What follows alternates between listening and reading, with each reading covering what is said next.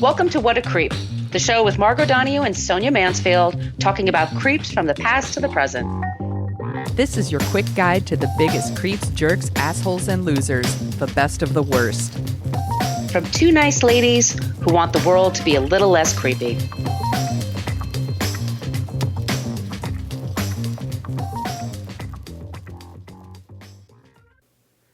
Welcome back to What a Creep. This is Margot Donohue, and my cohort in creepitude, as always, is the amazing Sonia Mansfield. Hey, Sonia.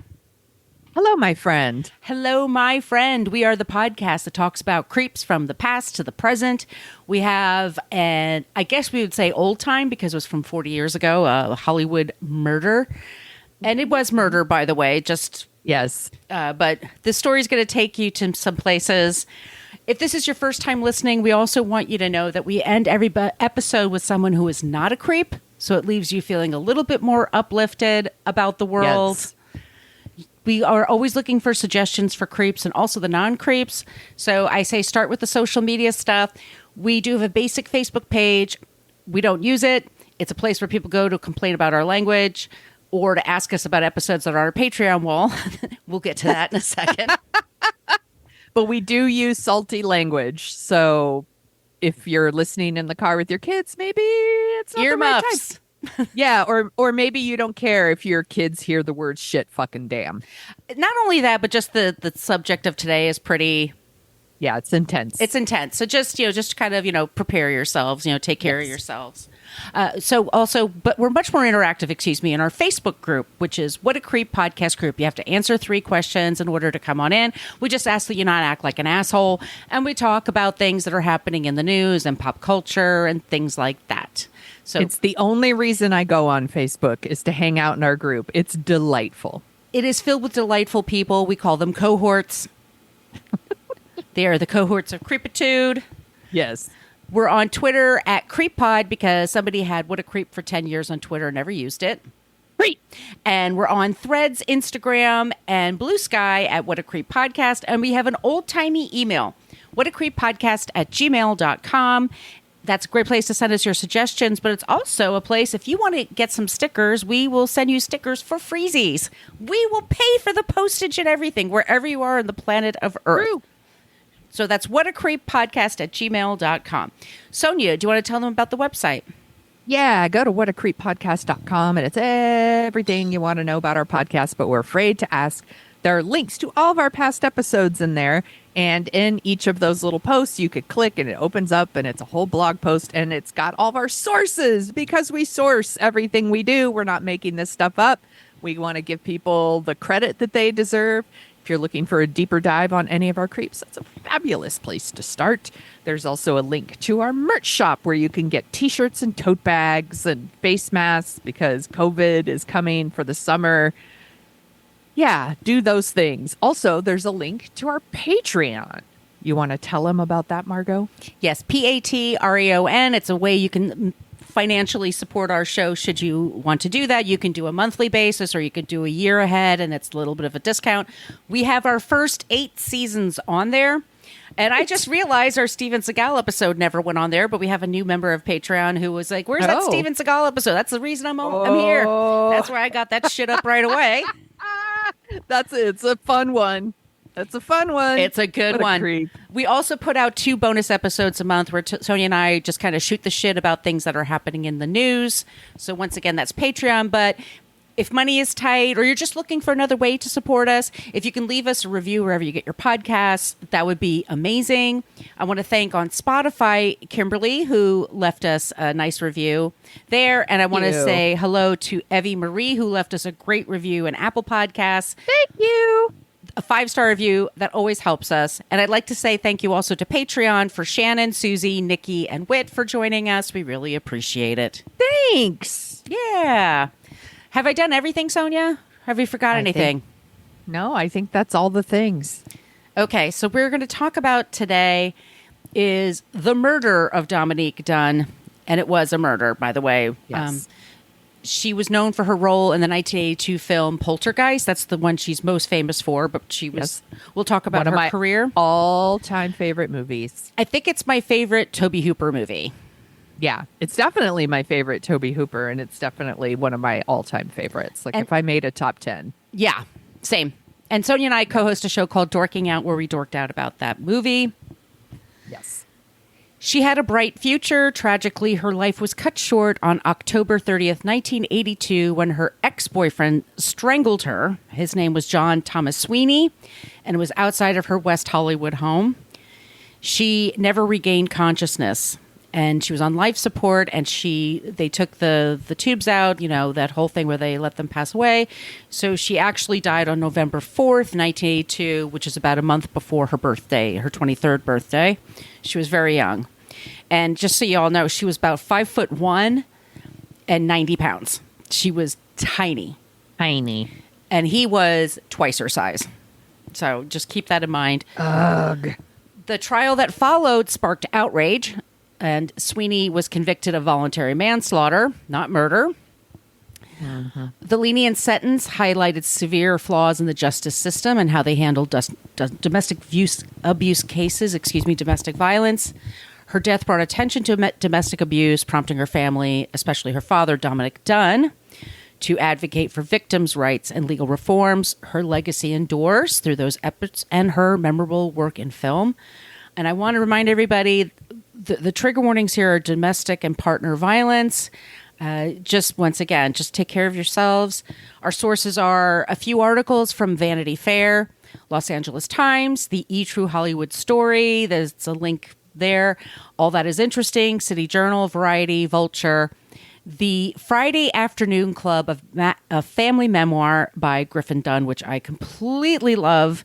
I'm not going to give away everything he talks about there. We're just doing kind of a high-level talk because I want you all to get his book. There's also an audiobook, The Murder of Dominique Dunne by Erica Thomas and Troy McElfresh. Her Dominique Dunne's Wikipedia, People Magazine. We love her People Magazine. Mm-hmm. And Slate.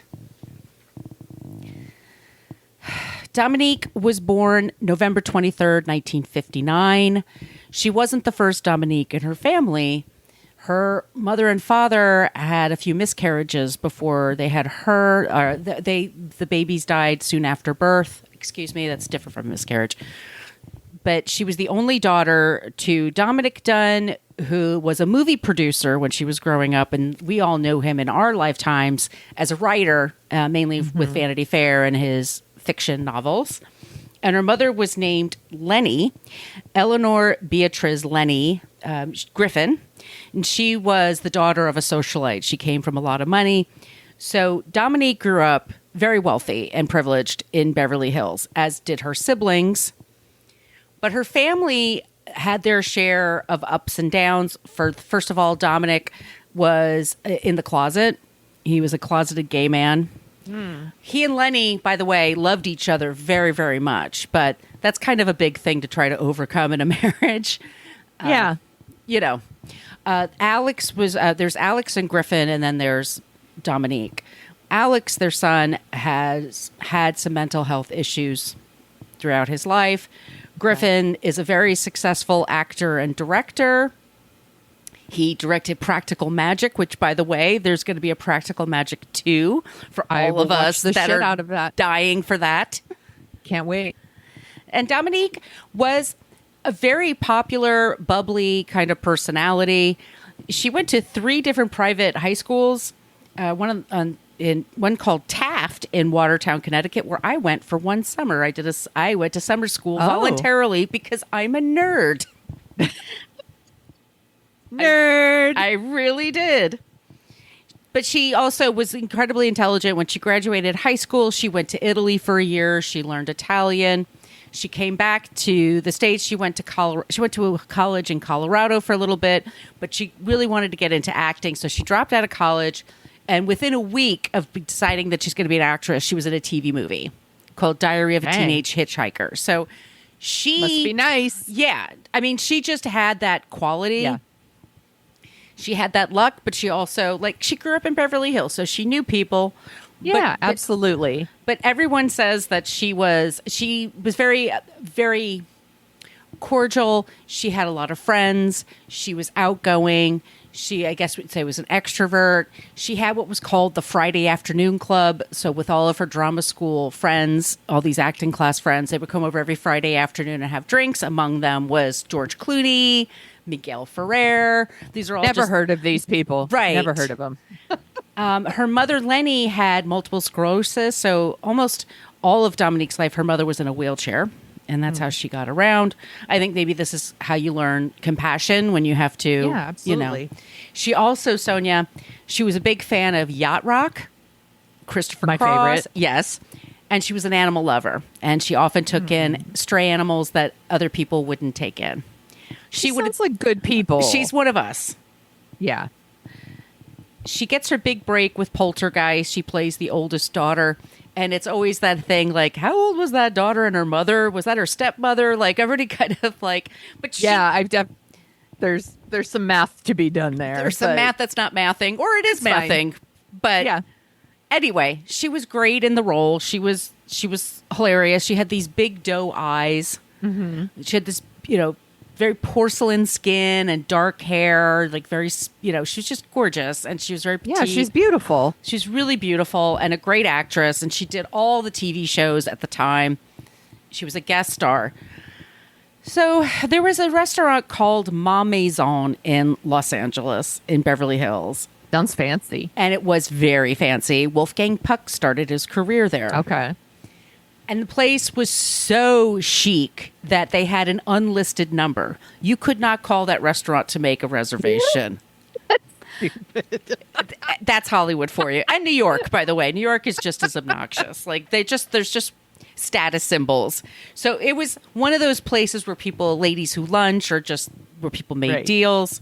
So Dominique's there with her parents one day, and she's like 20, 21. And this guy comes over and says, "Hey, did you like your flounder?" And she's like, "Yeah, it was good." And he said, "Well, I was the one who made it." And his name was John Thomas Sweeney. And he was a sous chef. So he assisted Wolfgang Puck, or whoever was the chef in charge. Mm-hmm. Actually, that was the first lie he told her, because he didn't prepare her meal. It was somebody What else. a dick. Red flag. But he saw her. He knew who she was. And he was attracted to her. And he's kind of like shooting his shot. Like, I'm just going to go over, Yeah. which is what people do, to meet. And there was a spark there. Yeah, before online dating, you had to meet people in the real world. You had to shoot your shot. Shoot your shot. And, Yeah, and that's not creepy. it's fine. She's 20, 21, like I said. He's like 25, 26. So not too much difference in age. But he grew up in Pennsylvania in a steel town. Alcoholic father, negligent mother. You could do the rest of the math. I mean, It sucks. It's a really tough way to grow up.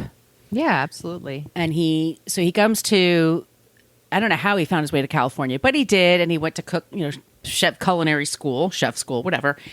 Starts working at Ma Maison, and he starts seeing all these celebrities and all these like people that are famous and wealthy and powerful.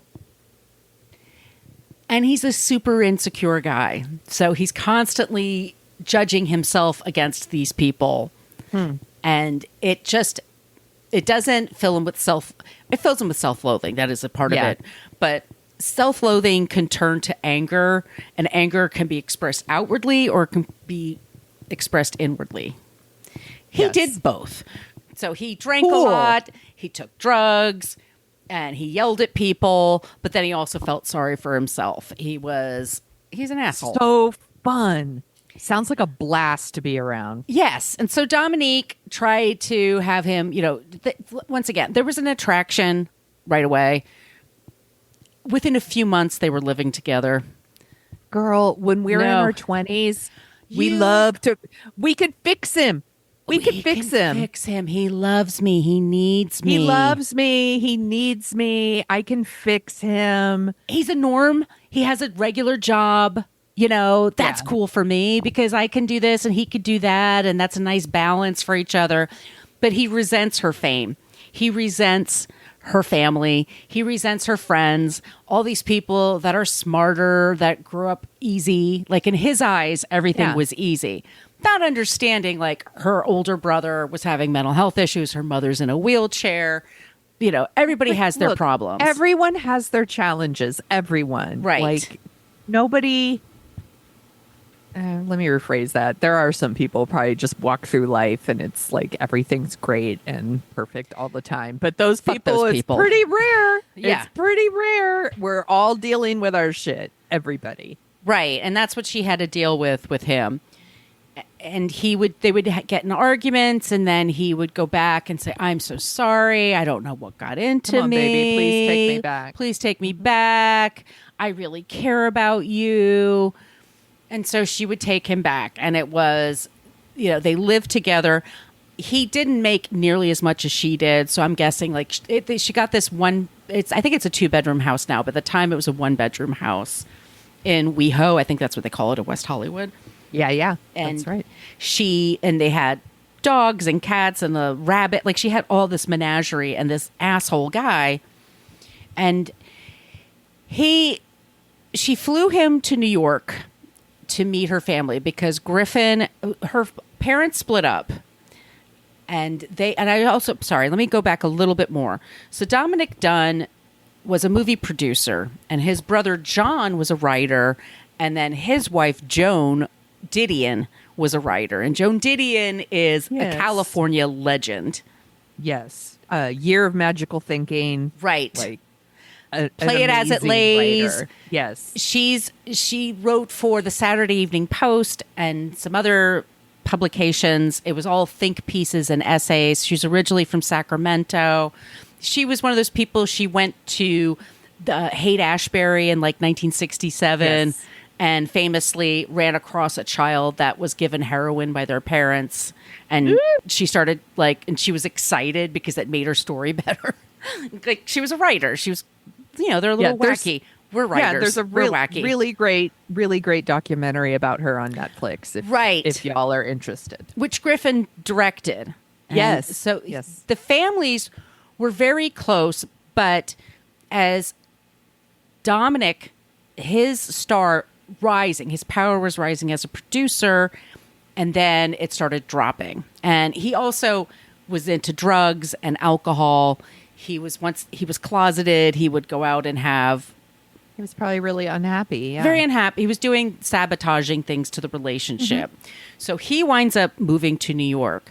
Also, he and his brother were having conflicts because his brother and his wife, Joan, they were writing screenplays and they were very successful.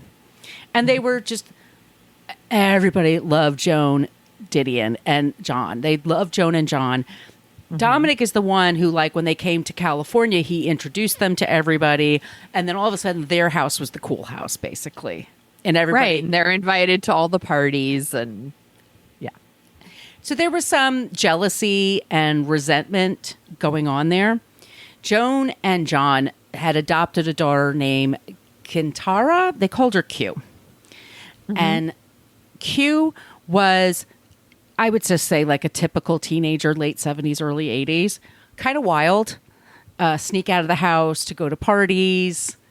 This is like a tale as old as time, especially in a town like Hollywood. For extra money, Dominique would babysit that when the parents had to go on trips, like to locations or whatever. And more than once, she's had to track her down at some party without a cell phone, by the way. Like she just had to find her the old-fashioned way, take her home. The kid would puke her guts out. Oh. And then Dominique would try to tell the parents, you really have to, and, anyway, the parents. Yeah.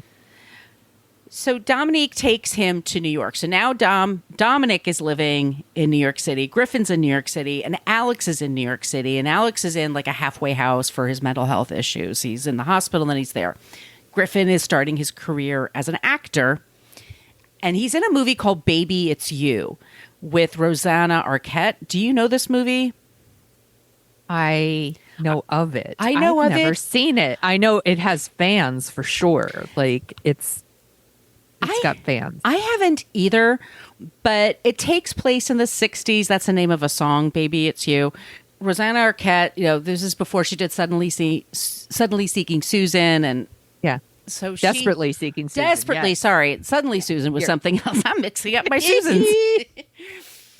So Griffin was in that movie And the lead character apparently has a boyfriend that's really jealous and possessive and is constantly trying to like get her back and that kind of thing. I think it's Vincent Spano plays him. And so Dominique comes out with John to meet the family, and Griffin says, "Hey, come to this. I'm going to have a screening of this movie that's coming out in a few months. I'd love, we'll see that and then we'll have lunch and we'll talk." And he said that John Thomas Sweeney, by the way, is his name. And John Sweeney's crying and saying, "Hey, man, that guy was me. That was like that part really rung true for me." And right. And Griffin's like, "I don't know about this." And none of them really like him. Once again, everybody, this is over 40 years ago. And people just, the attitude was like, you don't want to interfere in other people's business. Whatever they do is their business, not yours. Like, you can't fix something. Don't get involved.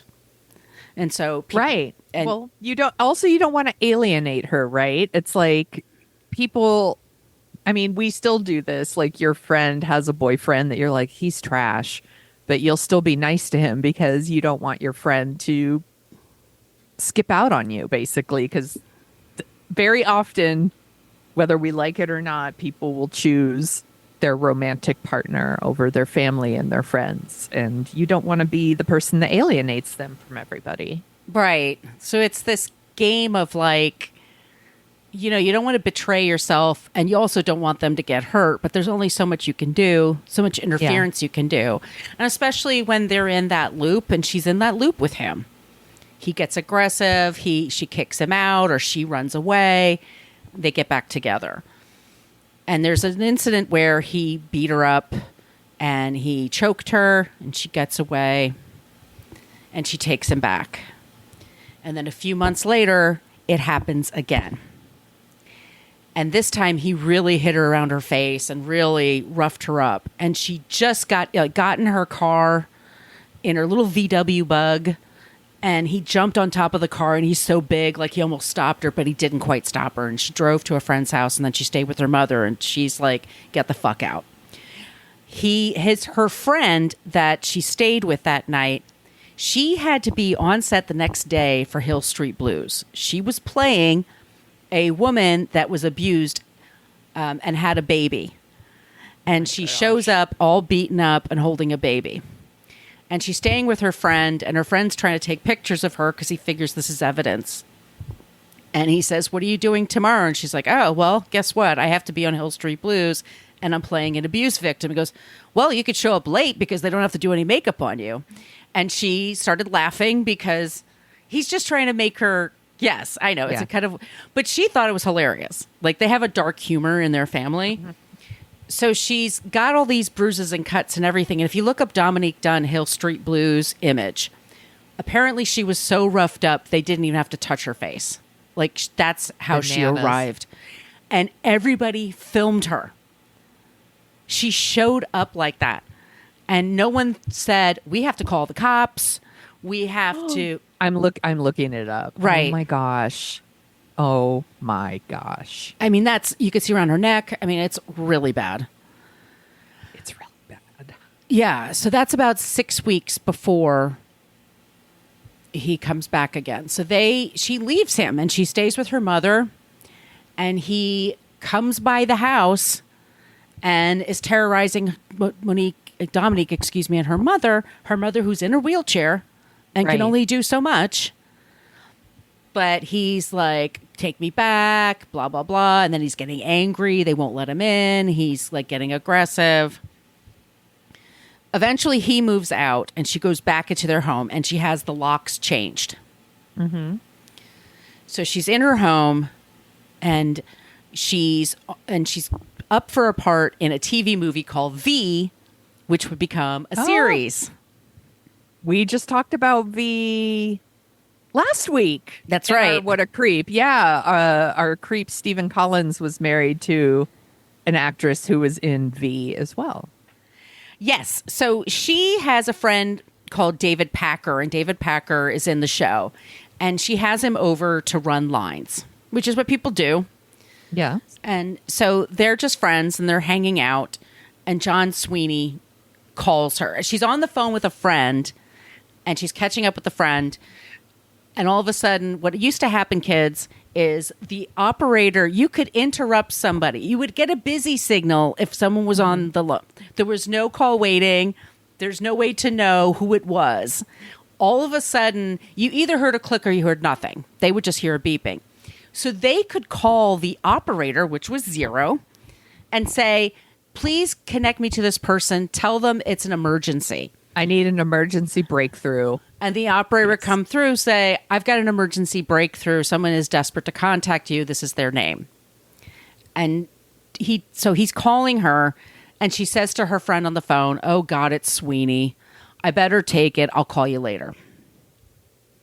She talks to him and says, basically, leave me alone. Go away. Leave me alone. Hangs up, and she sits on the couch, and she's talking with David Packer, and they're going over their lines. And guess who shows up but John Sweeney? John Thomas Sweeney, let me just say. There's probably literally a million right. John Sweeneys, probably just in Brooklyn. Okay. So he shows up with some cookies that he just baked, Halloween cookies. And he's like, hey. And she's like, no. It's an emergency. Eat these cookies. I made you the snickerdoodles. Come on. I'm a good guy.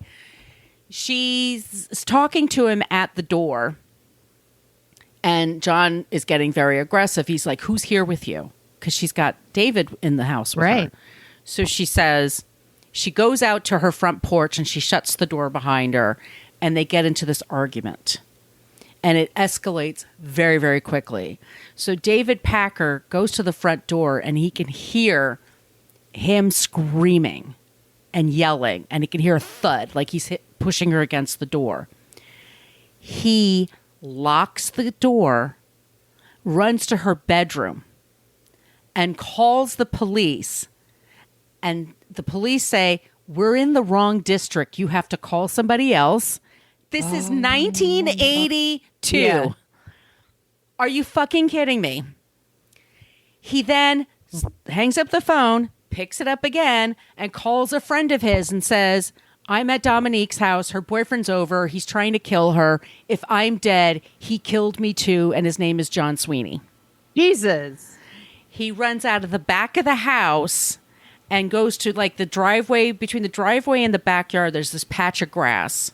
And John Sweeney is standing over her and she's unconscious. So in the time that it took him to lock the door and make those calls, he comes out and there's John Sweeney and he's just kind of muttering around like, she's not moving, she's not moving. So he had choked her for 5 minutes. You cannot go without oxygen to your brain. No. With that's okay. So the neighbors can hear this. Everyone's calling the cops. And he stays there. John Sweeney stays there. John Thomas Sweeney. And the cops show up. And he says, I screwed up. I killed my girlfriend. I think I killed her. I really screwed up. Very calm. And the cops are like, what happened? And he said, we both had too many drugs. And she was choking, so I tried to help her, but she vomited, and they couldn't find the vomit. She vomited, and then I was trying to help her, and then she just died. So then I ran into the house and swallowed 2 bottles of pills to kill myself, but they haven't kicked in yet. He did not go into the house. Care that there's a witness there? No. Okay. So the cops are like, this sounds like total bullshit. Mm-hmm. They immediately take her to the hospital and they put him in custody. So Dominique's parents are called, and I cannot imagine. I can imagine. What a fucking nightmare. A fucking nightmare. So the district attorney calls Lenny, and then she calls Dominic, and then Dominic calls Griffin and Alex, and they're flying cross country, and they're like, maybe she's okay. Maybe she's okay. Maybe, she's not dead. I mean, she's in the hospital and she was badly beaten. Right. And all this happened very quickly from the time they met him to this, it was very quick escalation. Right. They get to the hospital, Lenny, all of them. And the doctor says, I need to prepare you. She's not going to look like what you think. She's been through a lot. And so they go into the room, and her head was completely shaved, and she had very thick, long, beautiful hair. Yeah. Head is shaved, and there's like a vice being screwed in the top of her head because they had to relieve the pressure. Oh my God. And her eyes were bugging out and not closing. Oh my God. She was essentially, brain dead. She was not Yeah. functioning. She couldn't talk. She can't understand anything. She's in the suspended state. And 22 years old. And like I said, tiny. She was little. Yeah. And this is like a huge guy that did this to her. So the doctors then have to explain she's not going to make it. Even if she makes it, she's never going to be Dominique, the one you knew. Right. And so they're like, well, what she would want us to let her go, which is what I've told my family. Like, if that's the state I'm in, let me go. But please donate my organs to anybody who needs them, which is common now, which not common then. Right. And there were 2 people that were looking for transplants in the hospital, and there was somebody who needed a heart transplant in San Francisco, and they just, but they had to wait for a few days because in order to press charges for murder, they had to prove that he was the one who killed her versus her family just cutting off. Right. Which is, I don't even know. I don't know how you deal with this. Like, I don't know how you carry this around. Like, even in a situation where, like, let's say she got in a car accident and these things happened, like, to have to wait, or just to even make that decision to be like, yes, we need to, like, let them go, like, is so fucking hard. And then to put on top of it that there is a person responsible for this and that you have to, like, play like a legal angle here to, like, this kind of stuff after something like this happens. It's awful. And this is the time where I want to say, and I know this is a tough subject and not everybody is up for that, but I've been through some, me because I've been through some losses, and it's never too soon to kind of plan for things like that. If you feel strongly, like, if you want them, just I don't care if I'm vegetable, leave me as a vegetable. Like, that's how God wants me. That's how God like, that's what you want. Fine. But if it's not, you need to put something in place, a living will, which is not expensive. You can find legal, but it really takes the pressure off the people who are going to be in charge of taking care of you. Okay. That's my soapbox, or that's my one little thing. No, it's a kind thing to do for the people in your life. For them to know what to do. Yeah. They want to do right by you. Right. So you need to express your wishes to them. Right. I had that conversation with my brother when when we were taking care of my mom. I was like, what do you want? And he said, I was in the Navy. I want a Navy burial at sea. I'm like, okay. Which is good. It gave me something to do, and it made me feel useful. So, her heart went to San Francisco, which she would have loved that. Her pets, people took in her pets. They're okay. But the one dog she took in, she was on a shoot, and it was in the mountains, and there was a stray dog, and she took him in. For a while, she was staying at the pool house at the Dunne house when she was hiding from Sweeney. Mm-hmm. The dog slept outside that house, that little pool house, because he missed her so much because his person was gone. I mean, it's just, everything is like... These are the stories that make me fucking bawl, or the people that, like... Yeah. The dogs that don't want to leave hospitals, or there are soldiers that have the dogs that sleep on graves. Yes, I know. Same. I can't. Okay, so sorry. I'm all right. So it's November 4th. She finally passes. They take the tubes out, and she quietly goes, and they charge him with murder. And Sweeney, at Ma Maison, the person that owned Ma Maison, was like, you know what? Sweeney was a great employee. He was a stand-up guy. I know he really loved her. It must have been some crazy accident that happened. And they paid for his lawyer. They made publicly sure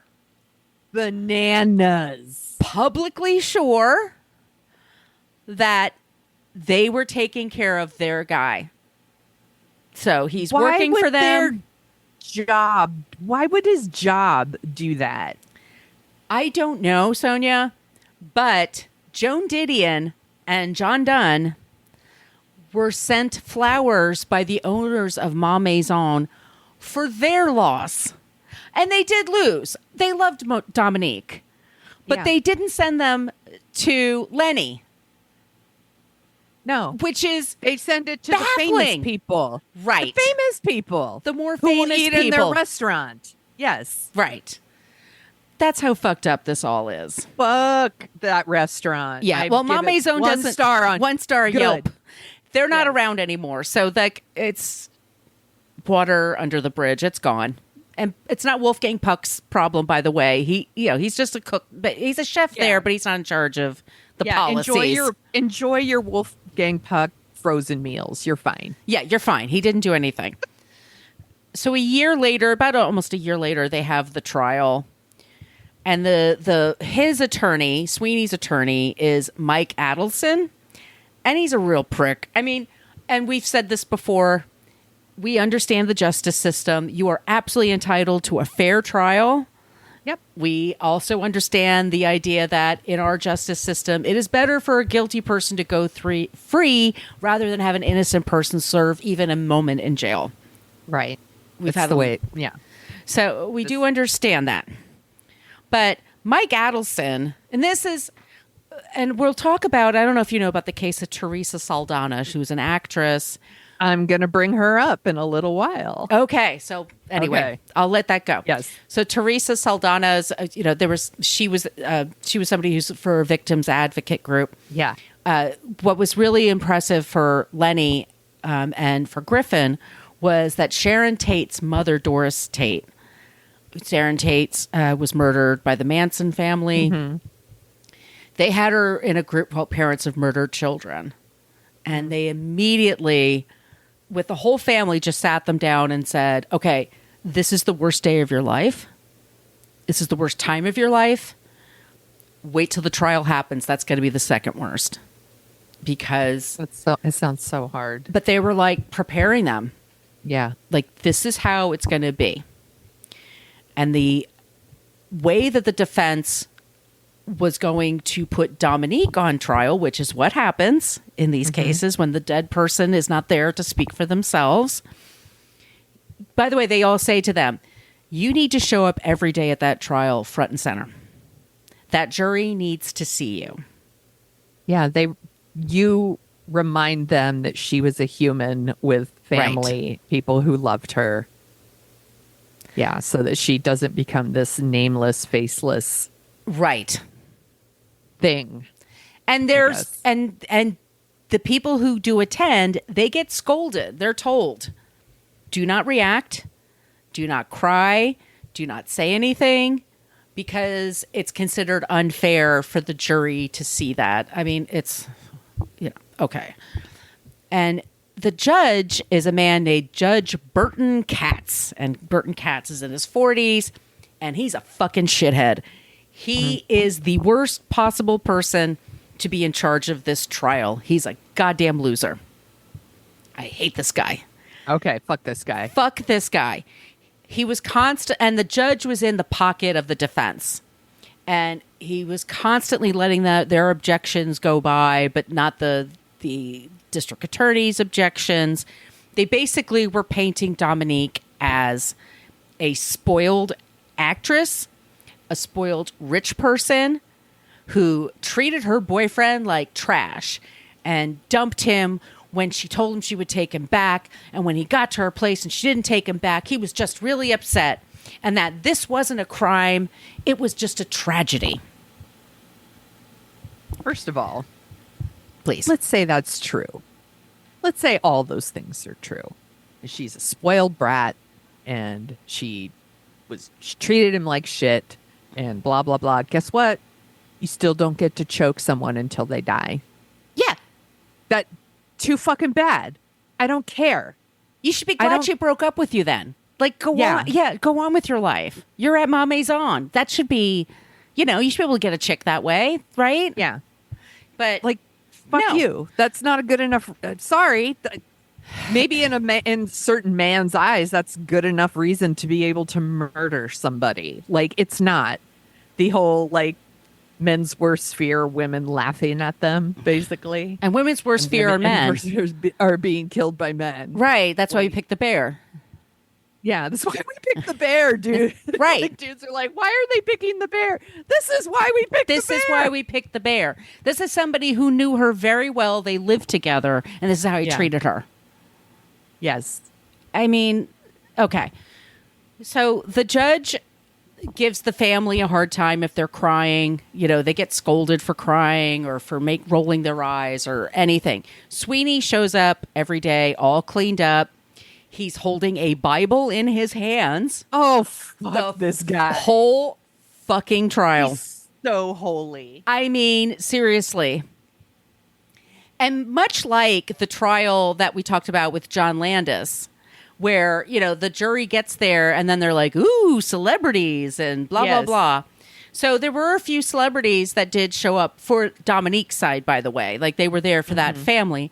But, and this is an important but, Joan and John were worried that Q would be called to the stand to be a witness about Dominique, what she was like, the kind of person she was.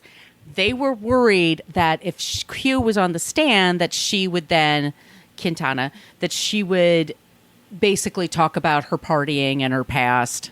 Right. And they did not want her to be exposed that way. So they decided to go to Paris and stayed in Paris during this trial versus going to court. The family needs them the most. They took off. I mean, and it sounds like they were trying to justify not being there. It's like, you need to be there. I'm sorry. There's no excuse. Yeah. I'm sorry. It's a good lesson for Q, by the way. Like, yeah. And Dominique would have, I can't with these people. So they just take off. The defense attorney, Mike Adelson, he's still practicing. He at one point tried to get Lenny thrown out of court because she was in a wheelchair, and he thought that she would attract sympathy from the jury. And the judge actually said no. No, she's allowed to exist. The ableism in that is just this so guy. Fucked up. One of the people that and this has happened when we talked about Harvey Weinstein, and they brought up past instances of him to show a history, a pattern of behavior of his raping and, being a harasser of women. Mm-hmm. They had women that Sweeney had dated in the past who contacted the DA, and one woman, her name was Lillian Pierce. She said, I dated this guy between 1977 and 1980, off and on. He put me in the hospital twice. He's a monster. And so the judge was worried this would be prejudicial to the jury.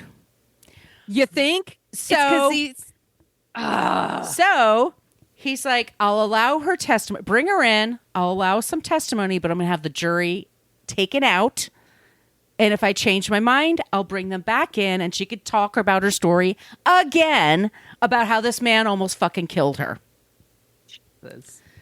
So she gives her testimony, and Adelson's trying to poke holes in her story, and she's not changing for nobody.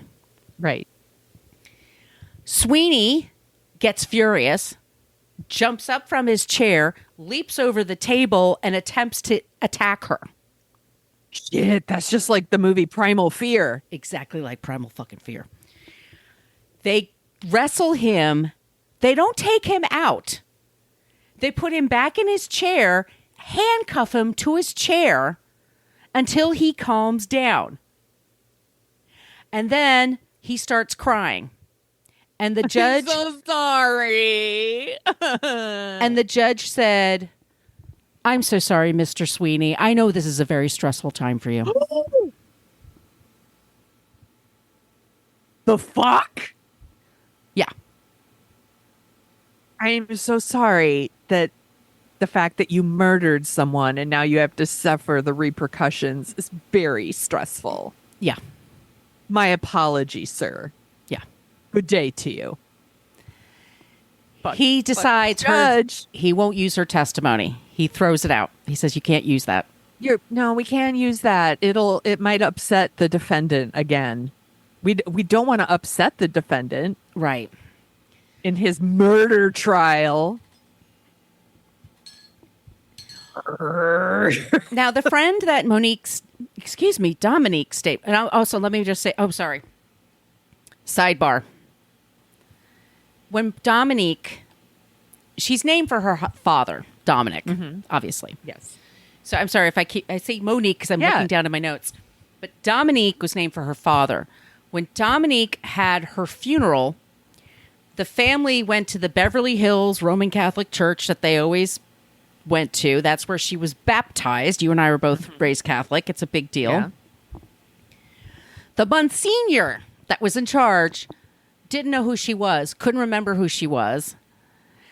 The Monsignor also double booked the church. So there was a wedding and a funeral happening at the same time.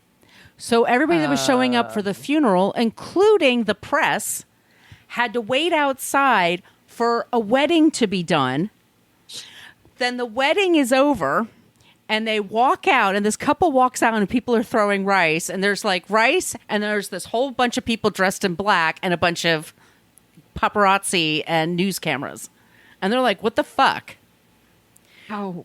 So they're walking up and they're walking on this rice that's on the steps. Yeah. And the family goes in for this funeral. 22 years old. Her friends are like bringing her casket in. Her casket has pink flowers on it. Monique hated the color pink. Her florist got the wrong color, wrong flowers, wrong color for the flowers for the funeral. Nobody's doing right by her. The priest, the Monsignor, also throughout, who forgot her name, who forgot who she was, constantly referred to her as Dominic. Not Dominique. Dominic. So Dominic told him he was an asshole, and so did Griffin. When they go to the trial, Mike Adelson, first of all, the first few days of the trial, would go up to Dominique Dunne and say, "Good morning, Mr. Sweeney," just to get a rise out of him. Because he's trying to get him so angry that he'll get kicked out of court. So that's what the defense attorney is doing to the father of the daughter that was strangled to death by Mr. Sweeney. These are the kind of lawyers that when all those people jokes make lawyer all jokes. those jokes about lawyers, all those things that people think about lawyers, it's all wrapped up in one lawyer. In it's one that guy. That's exactly it. So, and then the judge kept saying Dominic, not Dominique. And it was so the night that Dominique ran away from him the second time he tried to choke her to death, she stayed at her friend Norman, and her friend Norman was gay. And Norman's the one who took her picture and made her laugh and stuff like that. So Yeah. Norman was brought in, and what they didn't, and they were very scared because what people didn't know was that Norman and Dominic had a fling. That Norman and Dominic had a side thing going on. And Okay. and the defense was like looking for dirt for all of the people that were testifying. So Dominic was terrified that he was going to say, Right. because that's enough for a jury to be like, oh, well, there's two gay guys. This has to be bad and guilty. Like, it's just right. They're just bad people. She's a spoiled actress brat with her gay dad. Blah, right. blah, blah. And her gay Yeah. friend that's like screwing her dad and blah, blah, blah. Like their humanity is just diminished Right. by this. Norman is a great witness and like doesn't falter. And when the defense attorney Mike Adelson is trying to like take him off his game. He would just look at the jury and answer the questions. Like, this guy's full of shit. Like, listen to me. All right. So we get to the verdict. And at the same time that Griffin Dunne and his parents are going to this trial every day, Griffin Dunne is filming a movie called Johnny Dangerously, which we are adding to the list for dorking out now because he talks a lot about Johnny Dangerously. And in one scene, Griffin Dunne is at a table with a set of couples, and they look like old school Godfather, mobster, Goodfellas type of people, just over the top. And they really were. They were hired to be extras because they really looked the part. So Griffin, like, immediately made friends with these people, and he said, like, they had like fake, ginger ale in their bottles and stuff. Like, where's the champagne? So he brought Cristal champagne. Like, they're getting trash as they're filming this movie. And he tells them the story about what happened with his sister, and they're following the news. So one of the extras, the dude, takes him aside and just says, just so you know, I know people. And if you want this Sweeney taken care of, you just... It's fucking tempting. Yeah. And he's human. It's human. Yeah. It's very human. He was like, I don't think so. So he goes home and he tells his dad about it. And they start like joking, and they're like, well, what if we didn't kill him, but we roughed him up? Just made it... And so tempting. And so Griffin goes back and he says to the guy, he takes him aside and says, look, instead of killing him, can you break his hands to the point that he can never be a chef again? And the guy goes, that's not how this works. Like, it's not a la carte. Like, that level of specificity, no. Like, you want him out, we can take him out. Like, but I don't want a full meal. I just want an appetizer. Right. Can we just, it's like, just give him a really atomic wedgie and like really embarrass him. Like, no, this is what we're going to. So anyway, they had the thought. But anyway, so he's on the set and somebody calls him and he's in his trailer, like, the jury returned a verdict. And the jury returned the verdict of guilty, but not, and the jury asked 4 times for instructions from the judge between homicide, and it's like, it's level 2 homicide versus involuntary manslaughter versus manslaughter, like what really happened. Okay. And it's for that case of like, you just happen to have a gun in your hand for some reason and it goes off and it kills somebody. You didn't obviously mean to kill them, versus you were yelling and angry at somebody and drunk and pointing a thing at him. Right. And then there's just different levels. So they're trying to decide. This guy who dragged a woman by her throat from her front porch to the lawn, did he really mean to hurt her? Like, but the jury was asking, and the judge kept saying, the instructions are fine. Just follow the instructions. So they had a hard time coming up. So anyway, the guy had 2.5 years for his sentence for manslaughter. Oh, God. And also, because he had been in jail this whole time, that was added to his time to the sentence. So it was like 2 years and he was out. 2 years. For murder. For murder. Yeah. He strangled her to death, which is the toughest way to kill somebody. You have to look them in the eye.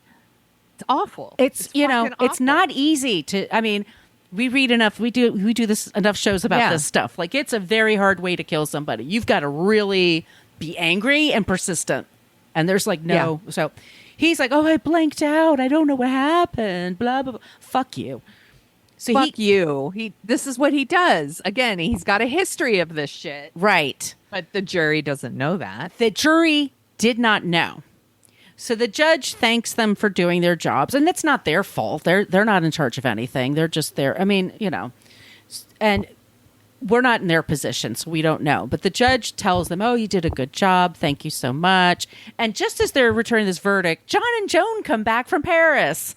Like, yay. So Griffin and a friend of his decided to get back at them, and they went to an out-of-town florist and had them deliver flowers to John and Joan, and said it was coming from the owner of Ma Maison, like, hey, we had a victory today. Welcome home. They were like, boing, boing. Anyway, he's in jail for a little while, and he gets out. Mm-hmm. And he's working at a restaurant in Santa Monica. It's what he knows how to do. And so the family and their friends that are, in justice for homicide victims, and that's what Lenny starts as, justice for homicide victims, she and Dominic, but also parents of murdered children and just people in general like Theresa Saldana, started showing up at the restaurant like, hey, you know that food you're eating? The guy that killed my daughter with his bare hands made it. And then people are like, well, fuck that. I'm not eating at this place. And so he gets kicked out. He changes his name to John Mora, and he moves to certain places. He's still alive, and he apparently, Sonia, from what I can tell, he lives in the Bay Area, and he works as the head chef at an elderly home for like elderly people, like a retirement home. And he's sort of the guy in charge of all the meals. Okay. So that's what he's doing. I mean, people are saying in the group, like, oh, he moved to Oregon for a while. Somebody said he was in Alaska. From what I can tell from my research, that's where he is. Okay. I also Good to know. Good to know. I also want to say, sorry, from Johnny Dangerously, when Griffin got noted that the jury came back and this is what they came back with, and he realized he had to get home. Michael Keaton's like, hey, what's going on? And he's like, hey, they just had the verdict and this is what they said. And Keaton went up to the director and said very loudly, Griffin's got to go home now. We're cutting for the day. And that was that. We are Michael Keaton stans here. And he said he's been like, that was like one of the kindest things somebody did for him ever. And it doesn't take much, y'all. It doesn't take much. A little humanity. It was a little humanity. So Griffin Dunne is married to Carrie Lowell for a while. Okay. And they had a relationship that was very accelerated. She got pregnant a few months after they met. And they eventually divorced, but they're still friends. And they had a daughter. And their daughter, when Dominique Dunne got to hold her, it was kind of like, Dominique again. Like it really was a very healing kind of moment and a kind of thing that happened. So Griffin Dunne is Dominic passed away in 2009 to cancer. Lenny passed away. Alex is still alive. I'm not sure where he is. I was trying to find out where he is, and maybe he just wants to be alone. So I was like, But Griffin is an actor and director, producer. He directed the documentary about Joan Didion. So he said that he didn't really talk about that time when they took off to Paris. Yeah. They never really talked about it because obviously it was a sore subject. And I'm sure I hope to think, because she was a great writer, and I would hope to think like at some point she was thinking more about, wow, maybe that was fucked up. Maybe that was kind of not. She seems someone who could look in herself and write about things, and I'm sure that happened at some point. Yeah, and John and Dominic, John Dunne and Dominic Dunne, they had their, they were friends, they were estranged, and then when Monique was killed, obviously, you let that shit go. But then when they didn't show up for the trial, they were upset. Rightfully, I think. I would be pissed. But then John and Joan moved to New York City, and Dominic and John started hanging out. And they just decided, bygones, like, there's nothing we could do about the past. Let's just... Right. And they made up. And they talked every day on the phone, which is a good thing because it wasn't too long after they moved to New York that John died very suddenly of a heart attack. Yeah. Joan Didion wrote about it, and and she lost her daughter. Q died not too far after her father did. I mean, just that's a lot of loss, And that's what The Year of Magical Thinking is about. And it's one of the best books about grief you'll ever read. It's on my list to read. I've been thinking about reading it. It was one woman. It was Vanessa Redgrave, I believe, played it on Broadway. It was a Broadway show for a while, but so Dominique lives on in her movies. She was loved by her friends. They missed her terribly. She was somebody that was a uniter. She brought people together, and she was a good person. And I want to remember that about her versus the shithead who, fuck this guy. Fuck this guy. And so our creep this week is John Taylor Sweeney. Thomas Fuck Sweeney. this Sorry. guy. John Thomas Sweeney. John Taylor Sweeney, you're fine. I'm so sorry. You're fine. John Thomas Sweeney. If he's a chef and his name is John Thomas Sweeney, he's a fucking asshole. That's our creep. Food. And R.I.P. Dominique Dunne and Griffin. I'm very sorry for all of your losses. Yeah. It sucks. I know how that feels. Good job, my friend.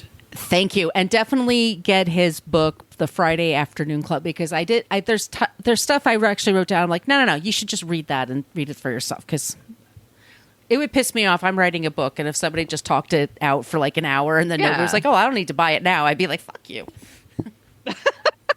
I spent 2 years on that shit. Oops. Well, we chatted. Her name already came up once, so this is our non-creep. One of the victims' rights groups that was protesting the verdict outside the courthouse was Victims for Victims, which is a group that was founded by actress Theresa Saldana. And, a lot of people might remember her. She was on The Commish in the 90s, and then she played Joe Pesci's wife in Raging Bull. And that's where this man, Arthur Richard Jackson, saw her, and he became very obsessed with her.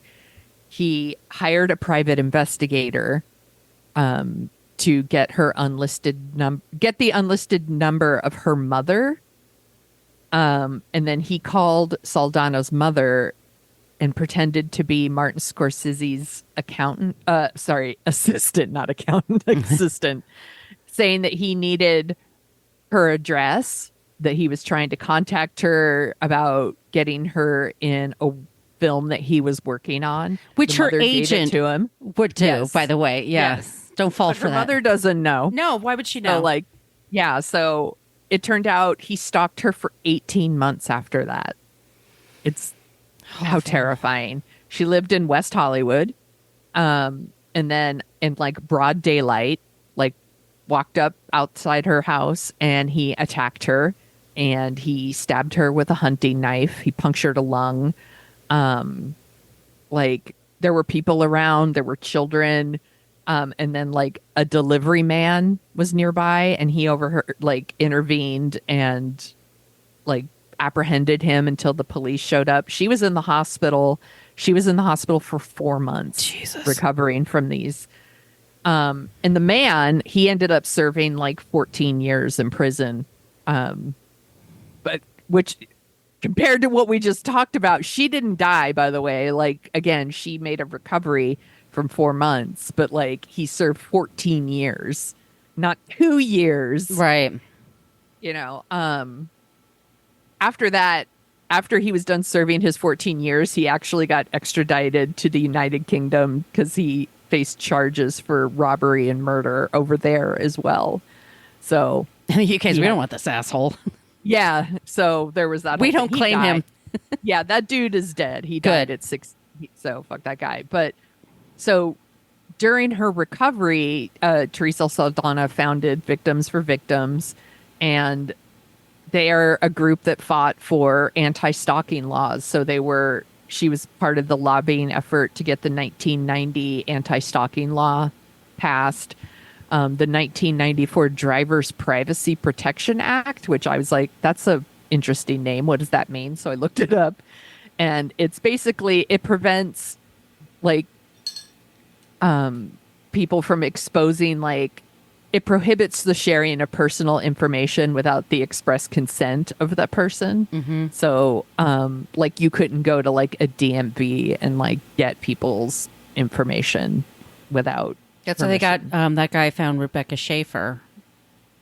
Yeah. So I was going to bring this up too, so that the man, Robert John Bardo, he did the same thing. He hired a private investigator to find where Rebecca Schaefer lives. She was in My Sister Sam. It's a very famous case, and he did the same thing. Like he showed up at her place and he killed her. Like, and it was in '89. So that was like right before they got these laws passed. He shot her like point blank range. Yeah, right. Theresa Saldana. So she founded that group. This is bananas to me, but she played herself In a TV movie. In a movie. It was a super famous TV movie. My mom and I saw it. Yeah. And she also wrote a book called Beyond Survival, and it's about her experiences after being attacked. Unfortunately, she died at 61. She got pneumonia and died. She was only 61. My God. Pneumonia is not a thing to fuck around with, y'all. No, it is not. But that is our non-creep, is Theresa Saldana and the Victims for Victims group. I know you can get it on YouTube, the TV movie. It might also be like on a Freevee or a Tubi or something. They do a lot of those TV movies, but it was really, really good. I remember my mom and I watched it. I'm like, I'll look it up right now on my app to see if it's playing anywhere. I'm no doubt you could find clips on YouTube, but let's see. Victims for Victims. Let me just say while you're looking for that, Judge Burton Katz, by the way. It's on Amazon Prime. I knew it. Okay. Judge Burton Katz, by the way, when the verdict was announced and Theresa Saldana and her group were there and all the press was there and they were outraged by the verdict, he turned around and when he was giving his sentencing, he blamed the jury for bringing back that verdict and said it was their fault. He's such a weasel. So he basically was in all different court. His career he was going to be on the Supreme Court in California and all this stuff. His career was completely derailed because fuck that guy. Poor baby. Yeah. Poor baby. Fuck that guy. All right. That's the show. If you like the sound of our voices and you want us to talk about something a little more uplifting or whatever. I'm like, I don't know if this next episode is that uplifting. I know. But We'll find out. For the next Dorking Out show, we're going to be talking about Presumed Innocent. Do you want to tell them about it, Sonia? Yeah, that movie came out, and I don't have the year in front of me. I want to say 1990. 90. Yeah, with Harrison Ford. It's based on the book, and right now there is a mini series on Apple TV with Jake Gyllenhaal. I have a feeling this one hasn't aged very well, but there is nothing that we love more than a 90s thriller, especially one that hasn't aged well. So I think this is going to be a super fun conversation. Yeah, it'll be good. Yeah. So, and I should say, by the way, for Patreon, you can sign up for What a Creep podcast for free. And what I do is I post on there sometimes like news clips I have like some of Dominique Dunne on there this week. And then also I post clips and trailers from the movie we're going to talk about on Dorking Out, because not everybody wants to go to TikTok or Facebook or whatever. Some people just want that Patreon app, blah, blah, blah. So anyway, you can sign up for Patreon, not pay, and then you can get that shit. Okay. Yeah. Please send us your suggestions for creeps and for non-creeps, all those places I mentioned at the top of the show. We love it when you use the Annie Potts gift. We got one from Ghostbusters, but you can just pick anything you want. Yeah. Just be clever, just make us laugh, make us smile. We love that. If you would like some stickers, once again, our email is whatacreeppodcast@gmail.com. And Sonia, where can they find you? You can find me at thesoniashow.com and The Sonia Show on Twitter, Instagram, TikTok, all the places. Blue Sky, sure. Mastodon, sure. Threads, yep. Wherever. Where can people find you, Margot? You can find me at Brooklyn Fit Chick for Threads, Instagram, and also Blue Sky, which somebody reached out to me from the show to do that. And I was like, oh, I forgot I had this app. That's Brooklyn Fit Chick there. That's also the name of my site. And I'm at Brooklyn Margot for TikTok and for Twitter. Okay, everybody. Thank you so much for listening. Go watch Poltergeist. Remember the good things that people did. Griffin Dunne's amazing. Follow his career. Get his book. Just, in the meantime, not in San Francisco where apparently it's 61 where Sonia is. It's 97 where I am and like super humid. Boo. Boo. So keep cool. Be safe. Just don't be a creep. Don't be a creep. Thank you for listening to us talk about creeps. You can follow us at What a Creep Podcast on Facebook, Twitter, and Instagram. But don't follow us too closely. You can email us your creepy stories at whatacreeppodcast@gmail.com. But please keep your dick pics to yourself.